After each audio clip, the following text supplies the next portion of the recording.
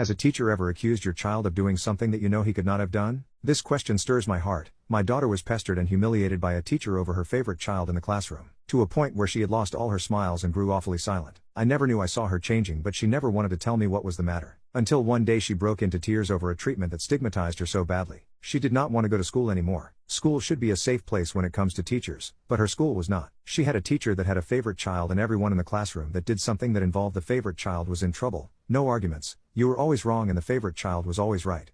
The favorite child was a mean little lying thief that brought so much trouble to the classroom. She stole my daughter's favorite unicorn pencil, and when my daughter asked for it back she refused. And my daughter took it back in a moment. It was unguarded. The favorite child went to the teacher and accused my daughter of stealing. And the teacher asked my daughter, who told the truth, that the pencil was a gift she got from her parents and that her favorite child stole it and she took it back.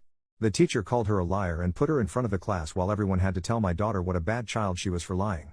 The whole class mocked her and laughed at her, although a few kids confirmed the pencil was my daughter's because she had it for a while now and they admired it and loved it, for it was a fun pencil.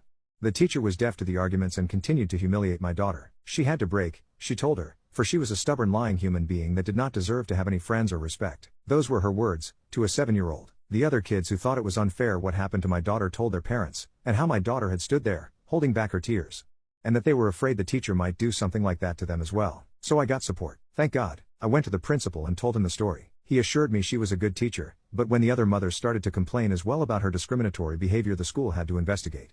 I did not wait to see what happened. I reported the lack of action to the school inspection board and took my kids out of the school. In order to do so, you need a report from the teacher for the next school. The report about my daughter I received in a sealed envelope. At the new school, I told the teacher what happened, and gave him the sealed envelope. He asked me why I did not open it, and I told him I did not want to read it, for I knew not what it would do with me if I were to read her version of my daughter. He told me he would do the same thing and that he wanted to form his own opinion and not rely on a transfer report. He never did anyway. He assured me, for him the child in his classroom was the child he wanted to meet and get to know, not the former child.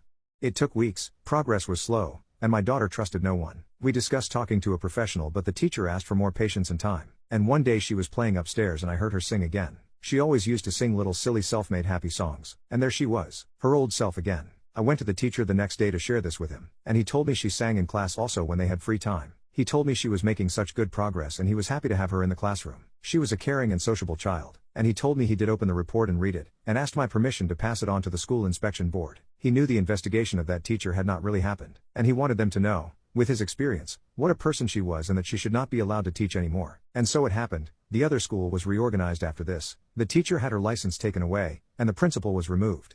And I was happy to have my wonderful, highly sensitive, and communicating with the animals, silly song-singing girl back whom I had lost for nearly a year. Her sparkle was back, but she had grown up a lot in that year of bad teaching. She had changed forever. People that have no clue about empathy and pedagogy should not be in front of a classroom.